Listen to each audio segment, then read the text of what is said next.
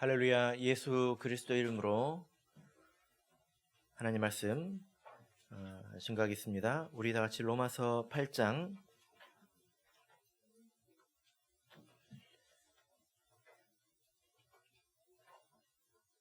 1절에서 4절까지 말씀을 우리 다 같이 찾겠습니다. 로마서 8장 1절부터 4절입니다.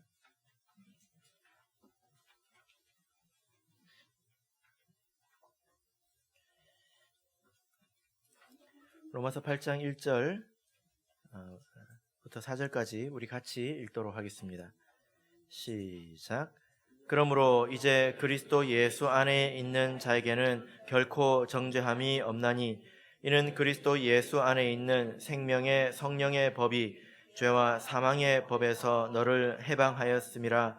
율법이 육신으로 말미암아 연약하여 할 수 없는 그것을 하나님은 하시나니 곧 죄를 인하여 자기 아들을 죄 있는 육신의 모양으로 보내어 육신의 죄를 정하사 육신을 쫓지 않고 그 영을 쫓아 행하는 우리에게 율법의 요구를 이루어지게 하려 하심이니라.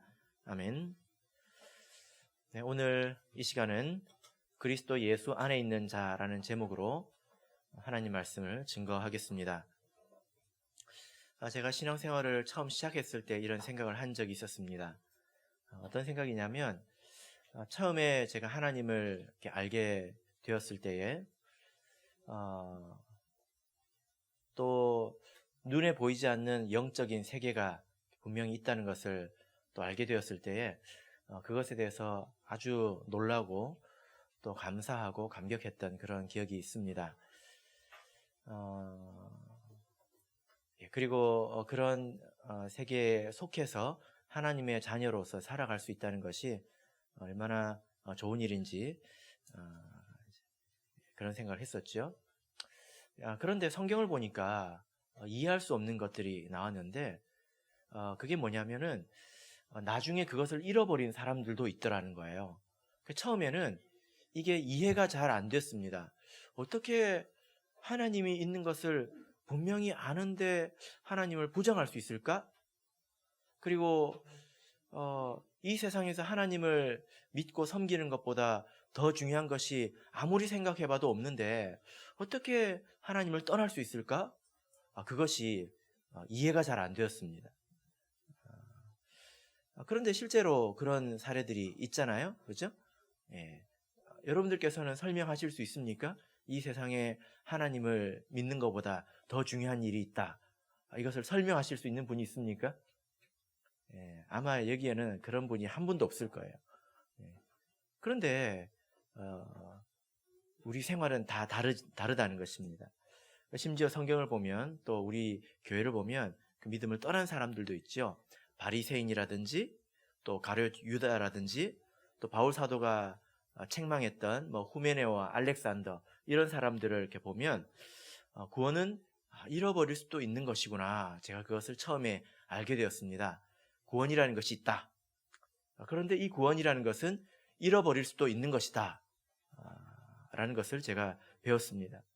자, 그래서 제가 신앙생활을 처음 시작할 때에 제가 다짐하기를 세례는 내가 지은 모든 죄를 사해 주는 것이니까 내가 앞으로 죄를 짓지 말아야 되겠다. 이런 생각을 세례 받기 전에 했던 기억이 나고요. 또 혹시 죄를 짓는다면 내가 모든 죄를 다 회개하고 매일매일 하나님께 회개 기도를 드리고 내가 살아야 되겠다. 이런 생각을 했었습니다. 여러분은 그런 생각을 해보셨습니까? 예. 그런 생각이 얼마나 갔을까요? 얼마나 갔을까요? 그렇게 오래 가지 않았습니다.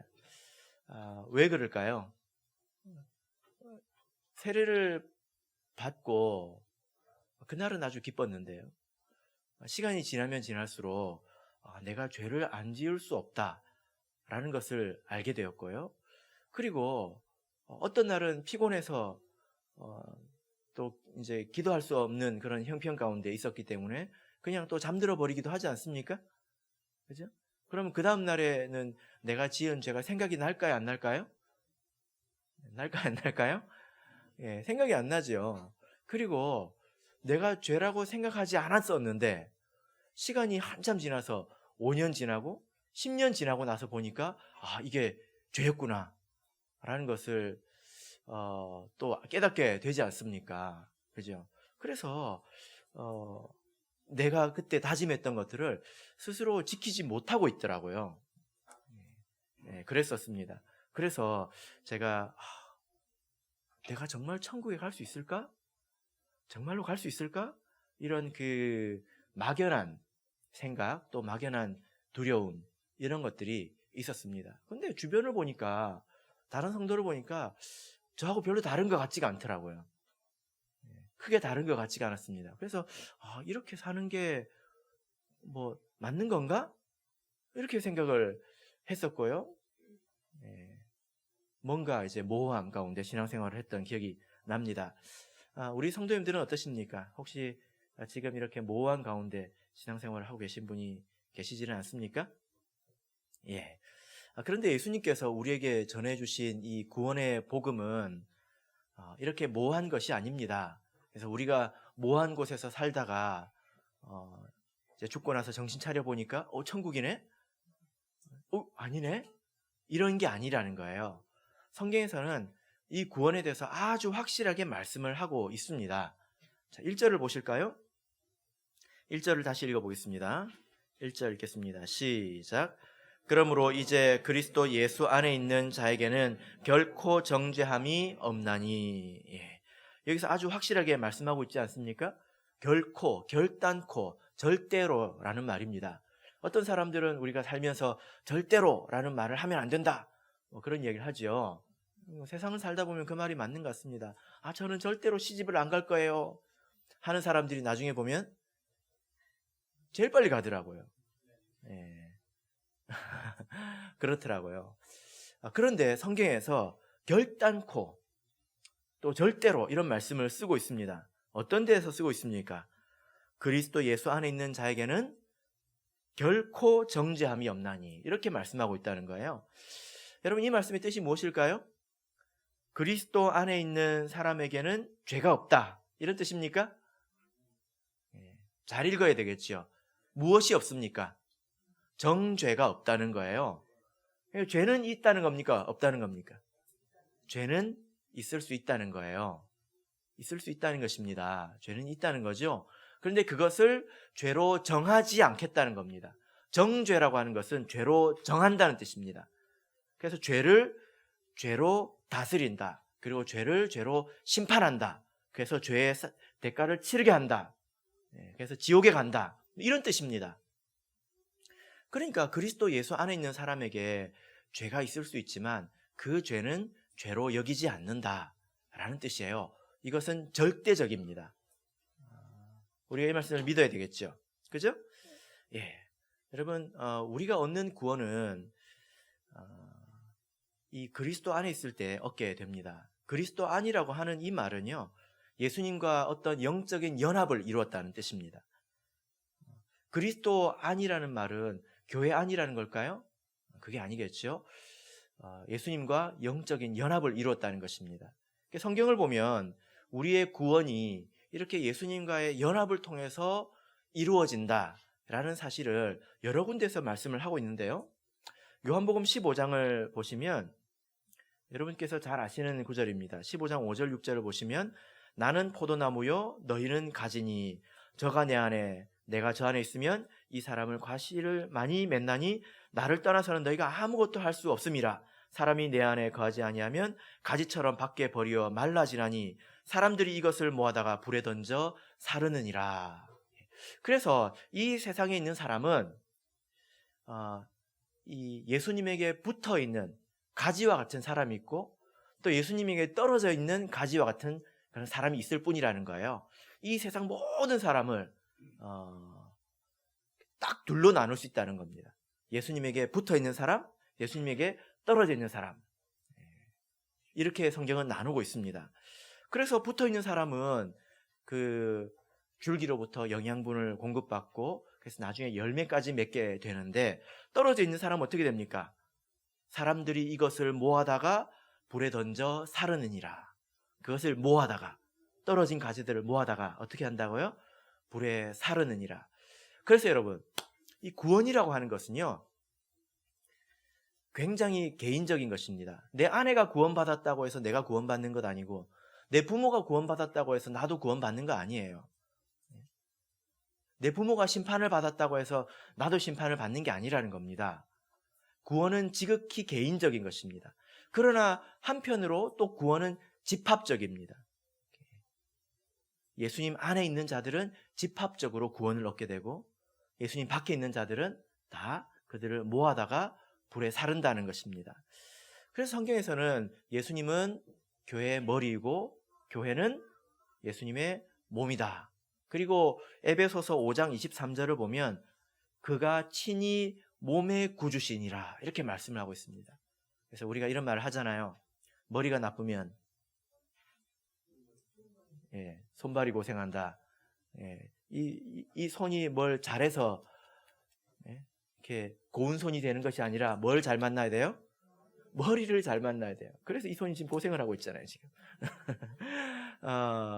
그런 것처럼 예수님께서 몸을 구원하신다는 거예요. 우리는 그 몸의 여러 지체를 이루고 있지 않습니까? 구원이라고 하는 것은 예수님에게 연합해야 일어난다라는 거예요. 그래서 이런 진리를 우리가 성경을 통해서 이미 잘 알고 있습니다. 그래서 예수님께서 우리가 예수님과 연합을 해야 된다라는 말씀을 오늘 8장 1절에서는 그리스도 예수 안에 있는 자라고 표현을 한 것입니다.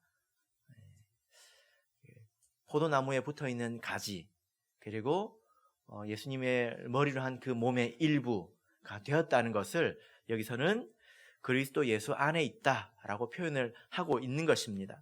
자, 그러면 여러분 좀 더 구체적으로 그리스도 예수 안에 있는 사람은 어떤 사람일까요? 그 사람은 죄가 있다 할지라도 무엇이 없습니까? 정죄가 없습니다. 어떤 사람일까요? 우리가 이미 다 배웠습니다. 6장 3절을 보겠습니다. 6장 3절을 보겠습니다.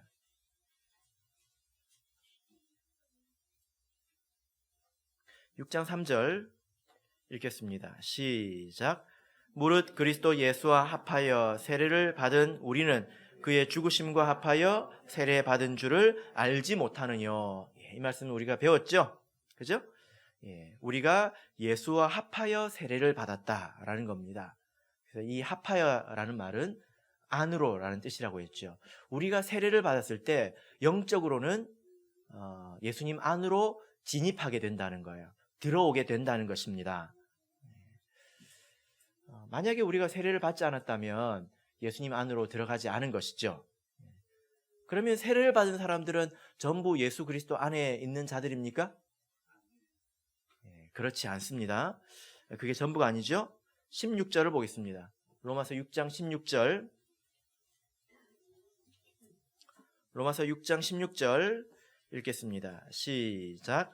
너희 자신을 종으로 들여 누구에게 순종하든지 그 순종함을 받는 자의 종이 되는 줄을 너희가 알지 못하느냐? 혹은 죄의 종으로 사망에 이르고 혹은 순종의 종으로 의에 이르느니라. 어떤 사람이 의에 이르게 됩니까? 순종의 종으로 사는 사람들을 말하는 것입니다. 그러니까 자기 자신을 하나님의 종으로 여기고 세속의 길과 죄악된 길을 따르지 않고 그 죄 가운데 머물지 않는 사람을 말하는 것입니다. 자, 그래서 오늘 본문에서도 동일하게 말씀을 하고 있는데요. 8장 4절을 보실까요? 8장 4절.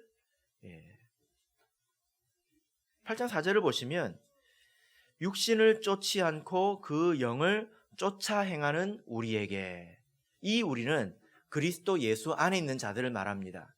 그리스도 예수 안에 있는 자들은 어떤 자입니까? 육신을 쫓지 않고 그 영을 쫓아, 그 영은 성령을 말합니다. 여기서 중요한 단어가 뭘까요? 쫓아, 따른다라는 것입니다. 그러니까 그리스도 예수 안에 있는 사람은 죄를 안 짓는 사람이 아니라 그 사람이 추구하는 바가 무엇이냐라는 거예요. 그 사람이 하나님의 뜻을 추구하느냐, 아니면 자기 육신을 섬기는 길을 따르느냐. 그 사람이 하나님의 말씀을 깨달았을 때 그 깨달은 것을 기뻐하고 그대로 따르기를 힘쓰느냐, 아니면 깨닫는 것을 피곤해하느냐. 이런 차이입니다. 여러분, 그래서 우리가 예수 그리스도 안으로 세례를 통해서 들어왔다면 그 안에서 이렇게 머물 줄 알아야 된다는 것인데요. 그리스도 안에 있는 자라고 해서 다 같은 사람이 아닙니다. 여러분, 지금 우리가 이 예배당 가운데 있는데요. 다 이 예배당 안에 있죠? 다 같지 않습니다. 제가 어떤 이야기를 들었는데요.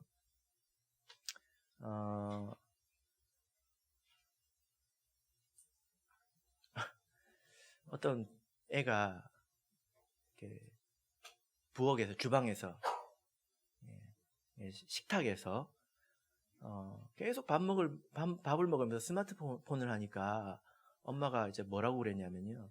야, 부엌에서 스마트폰 보지 마! 그랬어요. 걔가 어떻게 했을까요? 그 경계선으로 가가지고 자기 몸은 부엌에 있고요. 스마트폰은 이 선 있잖아요. 딱 밖으로 내놓고 이렇게 보더래. 이 안에 있다 하더라도 중심에 있는 사람이 있고, 그리고 한 발만 내딛으면 문 밖으로 나가는 사람도 있다는 것입니다. 그리스도 안에 있다고 해서 다 같은 사람이 아니에요. 그래서 우리가 이 말씀을 읽어야 하는 것입니다. 내가 만약에 예수 그리스도 이름으로 세례를 받았다 하더라도 우리가 성령을 쫓지 않는다면 그 사람은 점점 문 가까이로 가고 있는 거예요. 그래서 예수 그리스도 안에 있는 자는 어떤 자입니까? 예수 그리스도 이름으로 세례를 받아야 합니다. 그리고 스스로 의의 종으로 살아야 합니다. 그런 사람도 뒤를 돌아다보면 실수가 있고 허물이 있어요. 죄가 없는 게 아닙니다. 자, 본문 2절에서 4절을 보겠습니다. 본문 2절에서 4절 같이 읽겠습니다. 시작. 이는 그리스도 예수 안에 있는 생명의 성령의 법이 죄와 사망의 법에서 너를 해방하였음이라. 율법이 육신으로 말미암아 연약하여 할 수 없는 그것을 하나님은 하시나니 곧 죄를 인하여 자기 아들을 죄 있는 육신의 모양으로 보내어 육신의 죄를 정하사 육신을 쫓지 않고 그 영을 쫓아 행하는 우리에게 율법의 요구를 이루어지게 하려 하심이니라. 자, 그러면 이 예수 그리스도 안에 있는 자에게는 왜 정죄함이 없느냐에 대해서 말씀을 하고 있는데요. 8장 2절을 보시면 두 가지의 법이 나옵니다. 이것은 원칙을 말하는데요. 무엇입니까? 첫 번째는 생명의 성령의 법, 두 번째는 죄와 사망의 법. 이것은 사람을 다스리고 지배하는 어떤 원칙을 말합니다. 여러분, 죄를 지으면 죄의 대가를 치러야 되잖아요. 그죠? 하나님께서 이 세상을 다스리는 데는 그렇습니다. 우리나라 같은 경우에는 유전 무죄, 무전 유죄, 이런 말도 있지만, 그러나 하나님께서 다스리는 이 세상은 죄가 있으면 죄의 대가를 치러야 한다라는 것을 그 누구도 벗어날 수가 없습니다. 그런데 이 죄의 대가가 무엇입니까? 죄의 삭시 무엇입니까? 죄의 삭은 사망이요. 로마서 6장 23절에 기록되어 있죠. 죄의 삭은 사망입니다. 그래서 이 세상에 살고 있는 그 누구도 이 죄를 지으면 대가를 치러야 된다라는 그 법에서 벗어날 수가 없습니다. 예외가 없습니다. 그런데요, 여기 보면 또 하나의 법이 나오지 않습니까? 2절을 보시면, 그런데 그리스도 예수 안에는 무슨 법이 있다고요? 생명의 성령의 법이 있다는 거예요. 이렇게 생각을 해보시면 됩니다. 우리 한국에 있는 사람들은 이제 대통령부터 해서 많이 가진 자든지 적게 가진 자든지 뭐 똑똑한 사람이든지 무식한 사람이든지 모두 대한민국 법 아래 있지 않습니까? 대통령이라고 해서 뭐 다 빼주고 그런 건 아니잖아요. 그죠? 예. 그런데 이 대한민국 안에도 대한민국의 법이 적용되지 않는 데가 있습니다. 그런 데를 뭐라고 그럴까요? 예, 치외법권이라고 합니다. 그래서 제가 어제 인터넷으로 이제 검색을 해봤는데 전 세계적으로 이렇게 그 특별한 법이 적용되는 데가 있더라고요. 대표적으로 주한미군 기지입니다. 거기는 한국의 법이 그대로 적용되지 않습니다. 다른 법이 적용된다는 거예요. 마찬가지로 이 세상에는 죄와 사망의 법이 이 세상을 다스리고 있지만 그러나 그리스도 예수 안에 있는 자에게는 어떤 법이 적용이 된다고요? 생명의 성령의 법이 적용된다는 것입니다. 그러면 이 생명의 성령의 법은 어떤 법입니까? 죄와 사망의 법은 아시겠죠? 죄를 지으면 죽어야 된다. 이게 죄와 사망의 법이에요. 그럼 생명의 성령의 법은 무엇일까요? 3절을 보시면 율법이 육신으로 말미암아 연약하여 할 수 없는 그것을 하나님은 하시나니 곧 죄를 인하여 자기 아들을 죄 있는 육신의 모양으로 보내어 육신의 죄를 정하사 4절 육신을 쫓지 않고 그 영을 쫓아 행하는 우리에게 율법의 요구를 이루어지게 하려 하심이니라. 율법의 요구를 이루어 주신다는 겁니다. 율법의 요구가 뭐냐면 죄를 지으면 율법은요 죽여라 하고 요구하거든요. 율법의 요구는 죄를 지은 사람 보고 저 사람은 사망이다. 이게 율법의 요구입니다. 그런데 이 율법의 요구를 예수님께서 대신 만족시켜 주신다는 거예요.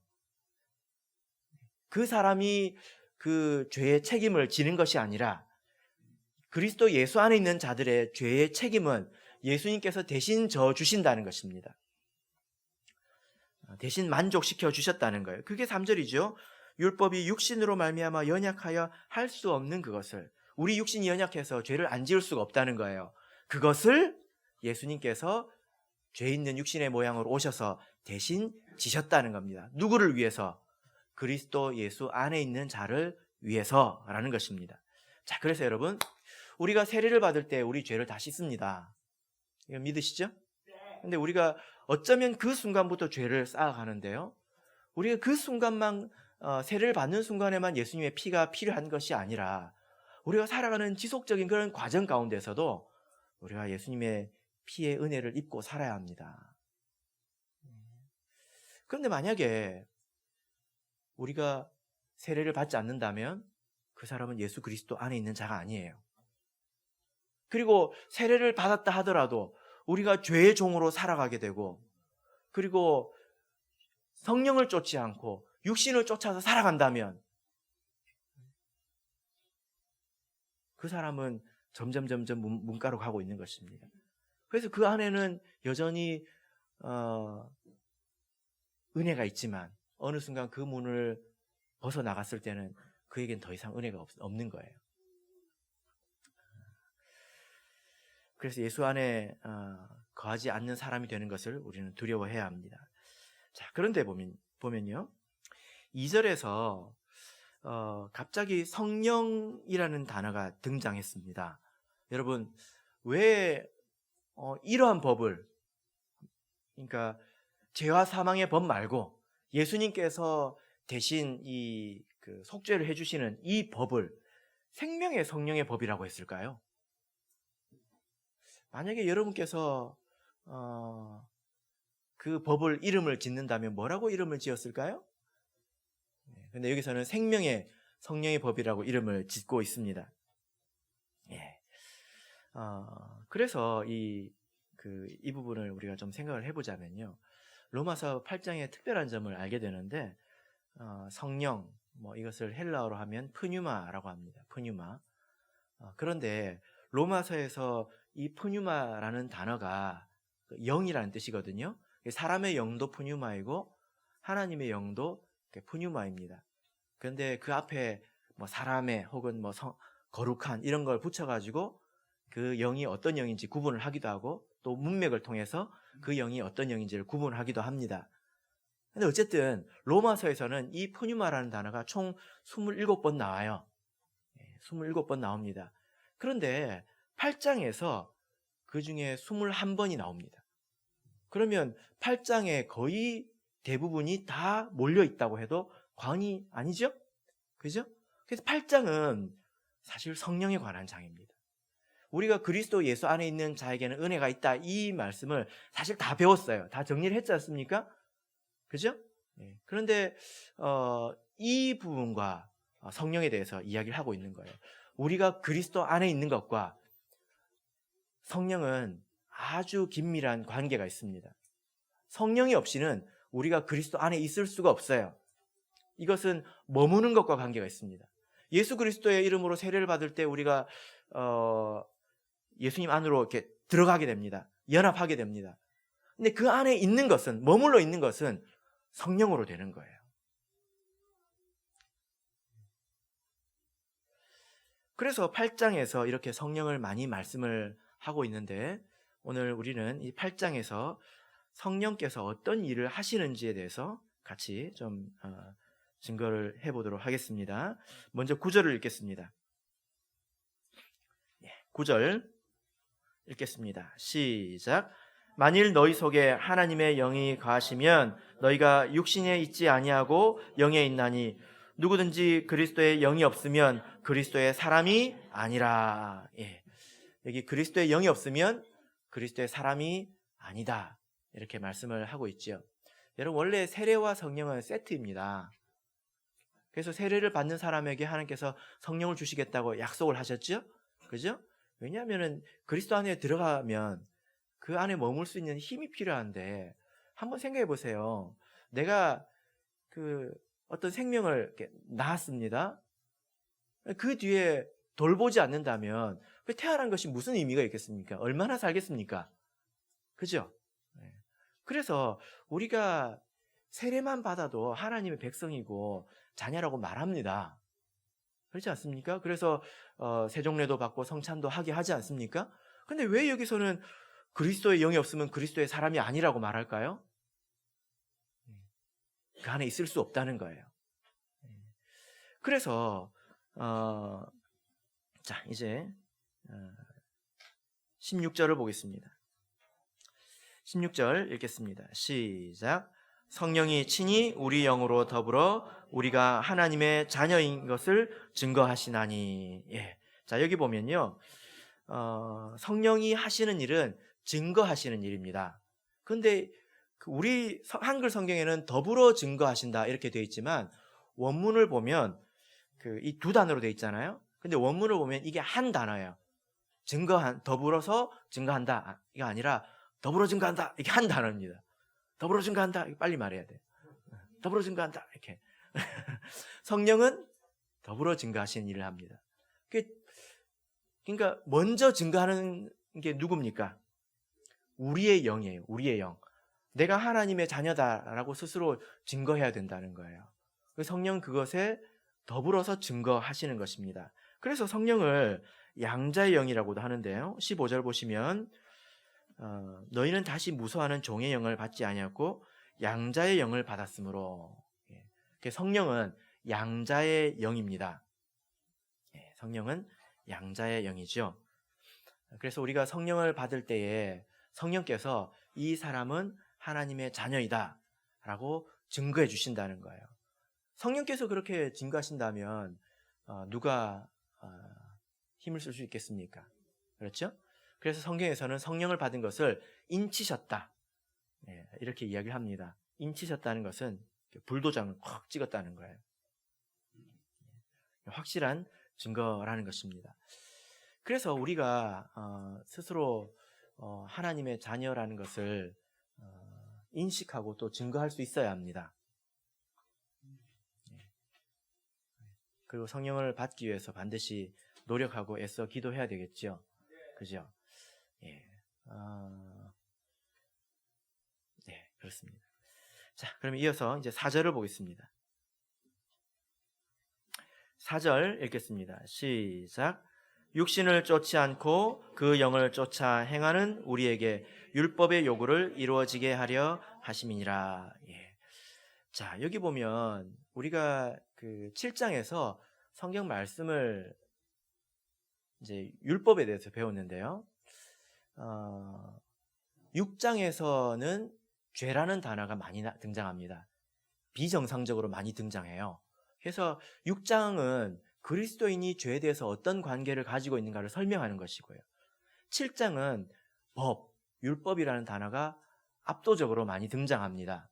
그래서 우리가 성경 말씀과 어떤 관계가 있는가를 7장에서 설명하는 것인데, 성경 말씀을 통해서 우리가 옳은 것을 깨닫죠.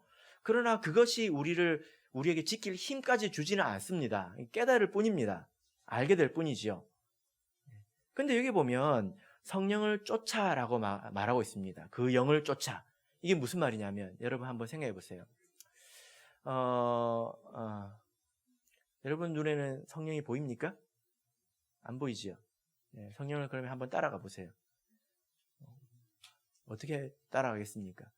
네, 그래서 성령을 쫓는다라는 말은 먼저 성령께서 우리가 인지할 수 있는 방법으로 우리를 인도해 주신다는 거예요.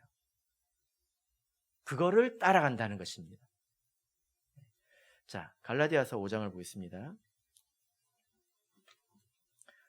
성령께서 어떤 일을 하십니까? 우리를 인도해 주시는데, 갈라디아서 5장을 보겠습니다.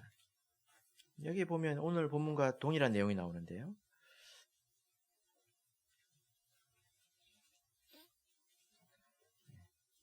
갈라디아서 5장 16절 보겠습니다. 갈라디아서 5장 16절 읽겠습니다. 시작. 내가 이르노니 너희는 성령을 쫓아 행하라. 그리하면 육체의 욕심을 이루지 아니하리라. 여기 보면 동일한 말씀이 있죠. 성령을 쫓아 행하라. 그러면 육체의 욕심을 이루지 않는다. 그래서 영을 쫓지 않고 육체를 쫓지 않고 그 영을 쫓아 행하는 우리가 정죄함이 없는 거죠. 근데 여기 보면 성령을 쫓아라고 또 동일하게 말씀하고 있는데 18절을 보시면 이렇게 말씀하고 있습니다. 성령을 쫓는 사람에 대해서 뭐라고 말씀하고 있습니까?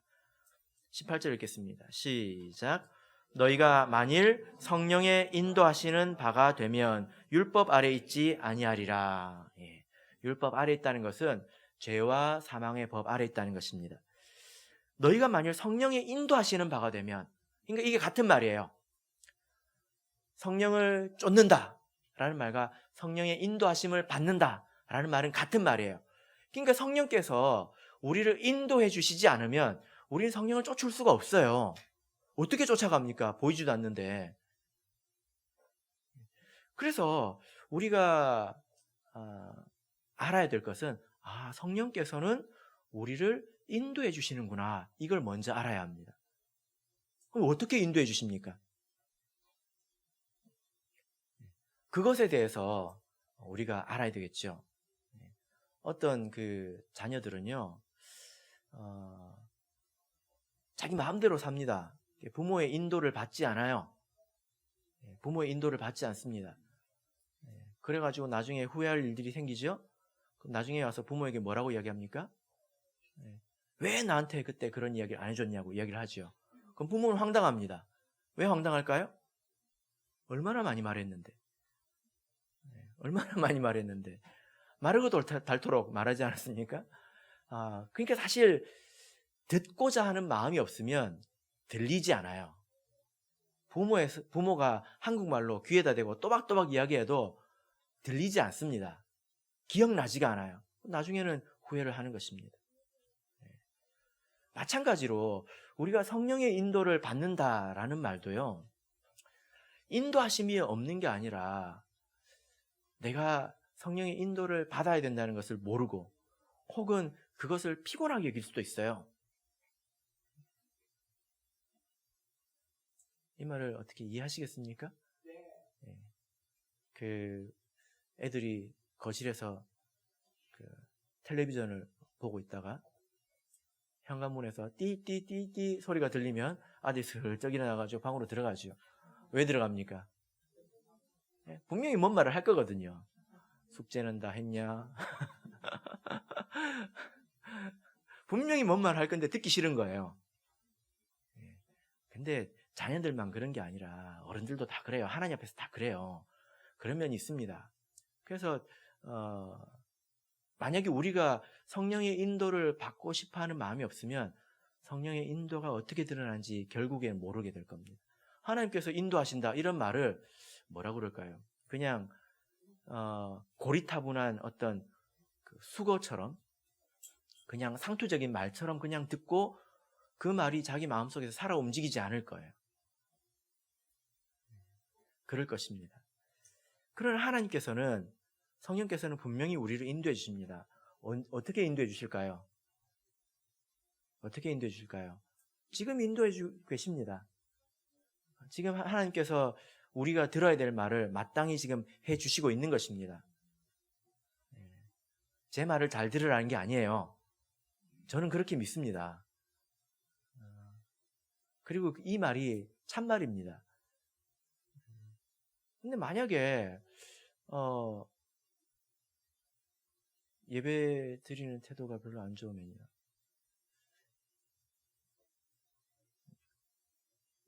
그 말은 무슨 말일까요? 피곤하다는 거지. 하나님 앞에서 피곤하다는 거예요. 그만 좀 말씀하셨으면 좋겠다는 것입니다. 한 번은 그럴 수 있습니다. 근데 습관이면 곤란합니다. 기본이 있어야 그 이상도 있는 거예요. 하나님께서 이렇게 말씀으로만 인도해 주시는 것이 아니라 내 삶에 특별히 어떤 초월적인 일들로 인해서 확신을 주시기도 하고 그리고 경고를 주시기도 하고 그런 성령의 인도함이 분명히 있습니다. 그래서 우리가 그것을 따라서 이렇게 살아가야 마땅하다는 것입니다. 여러분 때로는 우리가 어떻게 해야 될지 모르는 때가 있지 않습니까?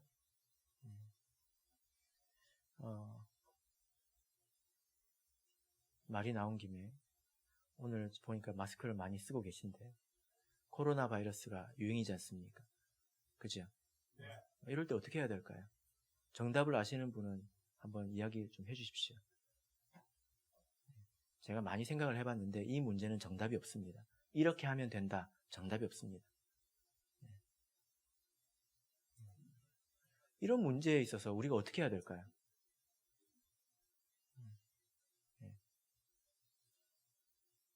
아무것도 하지 말자고 해야 될까요? 예, 한번 생각을 해보시길 바랍니다. 우리가 사는 데는 이렇게 내가 정답을 알지 못하는 문제들이 많이 있어요. 진지하게 곰곰이 생각을 해보면 정답을 알지 못하는 문제가 많이 있습니다. 이럴 때 우리가 기도해야 합니다. 성령의 인도를 구해야 합니다. 자, 13절을 보겠습니다. 로마서 8장 13절.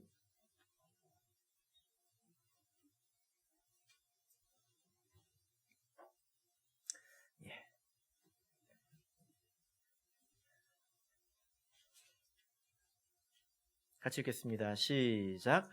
너희가 육신대로 살면 반드시 죽을 것이로되 영으로서 몸의 행실을 죽이면 살리니. 예.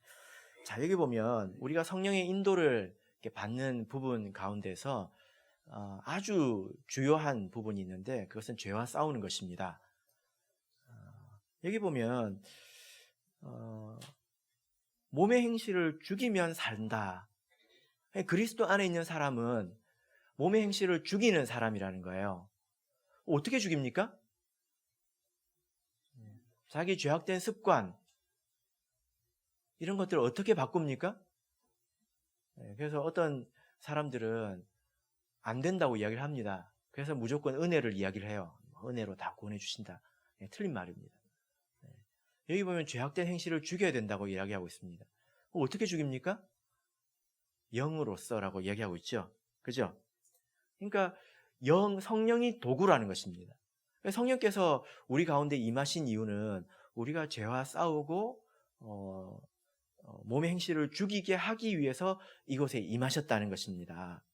그래서 아까 우리 갈라디아서 5장 16절도 읽었는데 성령을 쫓아서 행하면 육체의 욕심을 이루지 않는다라고 말씀을 하고 있습니다. 그러므로 이상한 거짓말에 속지 마세요. 사람은 변하지 않는다. 달라지지 않는다. 이런 말은 다 거짓말이죠. 그 방법을 몰라서 그런 것입니다. 그러면 영으로서 할 때 성령으로서는 어떻게 해야 된다는 말입니까? 성령의 인도를 구한다는 거예요. 기도한다는 것입니다. 그 문제를 가지고 내가 할 수 없는 것을 하라는 게 아니라 그 문제를 가지고 지속적으로 하나님 앞에 서 있어야 된다는 거예요. 그럼 하나님께서 이기게 해주십니다. 힘을 주신다는 것입니다. 사람이 이렇게 죄를 짓는데요. 왜 죄를 많이 짓냐면, 왜 죄 가운데 거하냐면 무지해서 그렇습니다. 무지해서 죄 가운데 거하는 거예요. 제가 어제도 이야기하다가 저 혼자 웃어가지고 민망했는데요. 제가 천안교회는 예배 마치고 차 마시면서 다과를 많이 하기 때문에 밑에 간혹 가다 보면 이제 과자 꼬쓰레기들이 많이 떨어져 있습니다. 그때 치토스였던 걸로 기억이 나는데, 치토스 하나가 이쁘장한 게 밑에 떨어져 있더라고요. 그래서 제가 지나가면서 저거 밟으면 큰일 나지, 내가 저거 치워야 되겠다 하고 그걸 주워서 일단 책상 위에 딱 올렸습니다. 그래서 빨리 이제 치우려고. 근데 뭘 하고 있었겠네, 올렸어요. 근데 정말로 제가 뭔가를 말하기도 전에 문이 쑥 열리더니 오더니 뭐가 있네 하고 입에 쏙 넣더라고요. 그래서 제가 뱉으세요라도 말도 못했습니다. 그냥 예. 왜 저는 안 먹었고 그분은 먹었을까요? 몰라서 먹은 거예요. 몰라서 먹은 거야. 알았으면 먹었을까요? 안 먹었을까요? 안 먹어요. 여러분, 죄도 마찬가지인데 만약에 우리의 영적인 눈이 열려서 내가 지금 이렇게 하는 일들이 내 미래에 어떤 결과가 되어올지 본다면, 내 인생을 어떻게 허물고 또 내 자녀의 인생에 어떤 영향을 미칠지 내가 안다면 절대로 하지 않습니다. 몰라서 그런 거예요. 몰라서. 무지하기 때문에 죄를 짓는 것입니다. 근데 우리가 미래를 볼 수 있습니까? 성령을 통해서 하나님 말씀을 깨달으면 성경 안에 우리처럼 살았던 사람이 다 있거든요. 그런 사람들을 통해서 우리가 다 보는 거예요. 이렇게 살면 이렇게 되는구나 하고 다 배우는 거예요. 그렇게 해서 그런 것이 내 마음에 감동으로 오면 내가 비로소 그것과 싸울 준비가 되는 것입니다. 안 돼. 예전에는 이 정도도 안 하고 누가 사나? 이렇게 생각했던 사람들이 달라진다는 거예요. 죄에 대한 태도가 근본적으로 달라진다는 것입니다. 그래서 지속적으로 노력하게 된다는 거예요. 그리고 때로는 성령께서 그 사람을 징계하시기도 합니다. 그리고 때로는 참된 축복의 가치를 알게도 하십니다. 이런 성령께서 여러 가지로 그 사람을 인도해 주셔서 그 사람이 죄와 싸워서 이길 수 있게 해주신다는 거예요. 때로는 초월적으로 힘을 주시기도 하시죠. 그래서 우리가 성령을 받았다면 성령을 통해서 살 줄을 알아야 되는데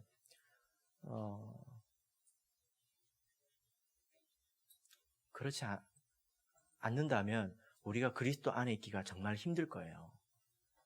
힘들 것입니다. 자, 본문의 말씀으로 돌아가서 17절을 보겠습니다. 17절 읽겠습니다. 시작. 자녀이면 또한 후사 곧 하나님의 후사요 그리스도와 함께한 후사니 우리가 그와 함께 영광을 받기 위하여 고난도 함께 받아야 될 것이니라.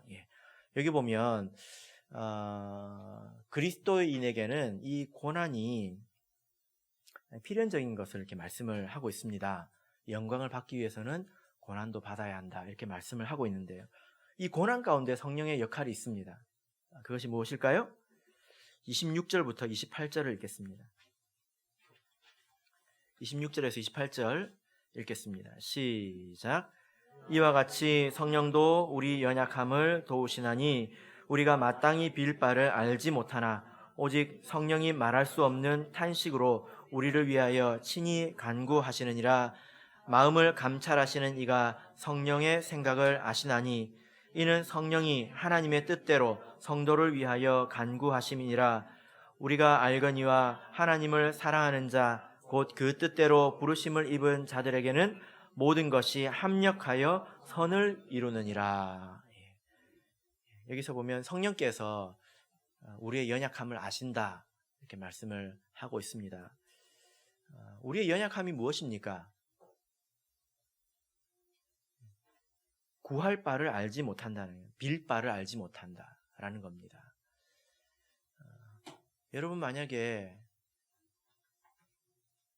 내일 코로나 바이러스에 걸리게 된다는 걸 알면 여러분 지금 뭘 기도하실 것 같아요? 뭘 기도하실 것 같아요?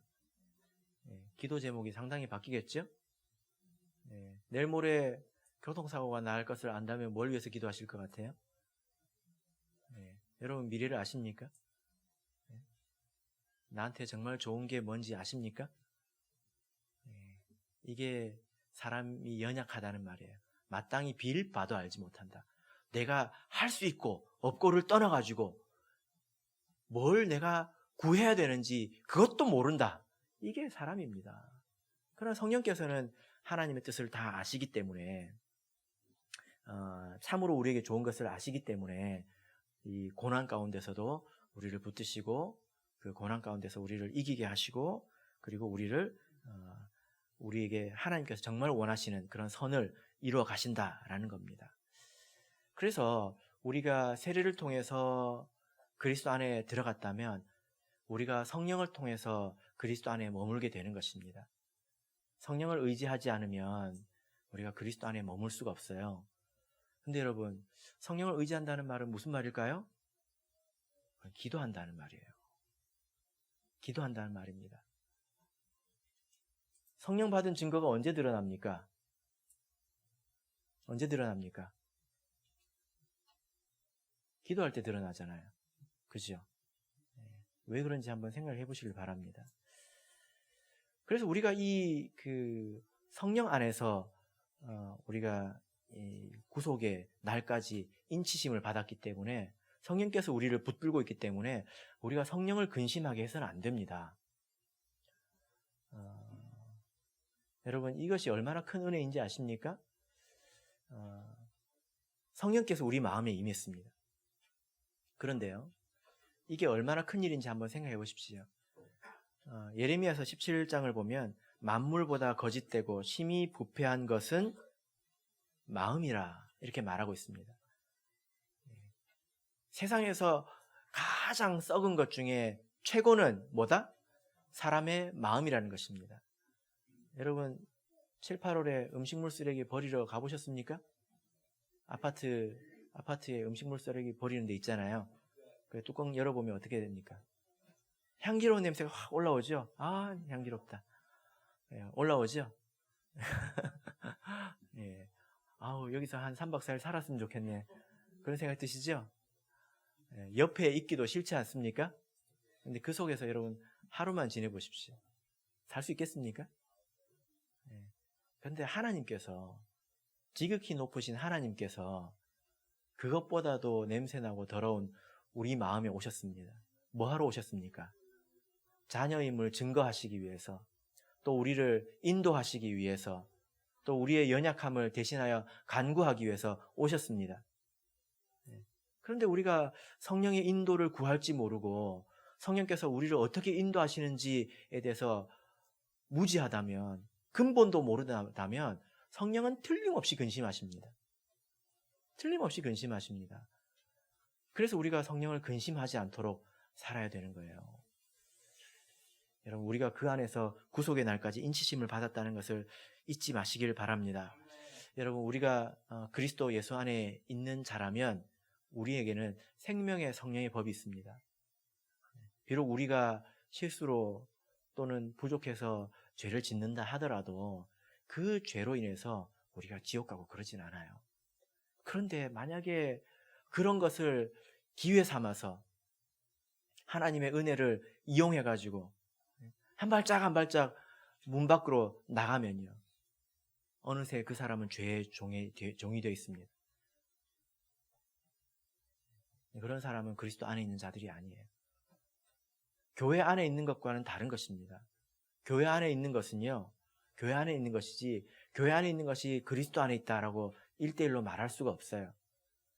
하루가 24시간이고 일주일이 7일이지 않습니까? 교회에 불과 며칠 또 몇 시간 나오는 거 가지고 우리 삶의 전체를 설명할 수가 없습니다. 우리 삶의 모든 순간 가운데서 성령의 인도하심을 받고 살아야 된다는 거예요. 그러므로 우리 사랑하는 성도 여러분, 그리스도 예수 안에 성령을 통해서 머물 줄 아시기를 바랍니다. 성령의 인도를 어떻게 구하는지 눈을 뜨시고 하나님의 인도를 받으시기를 예수 그리스도 이름으로 축복합니다. 253장 찬양하겠습니다.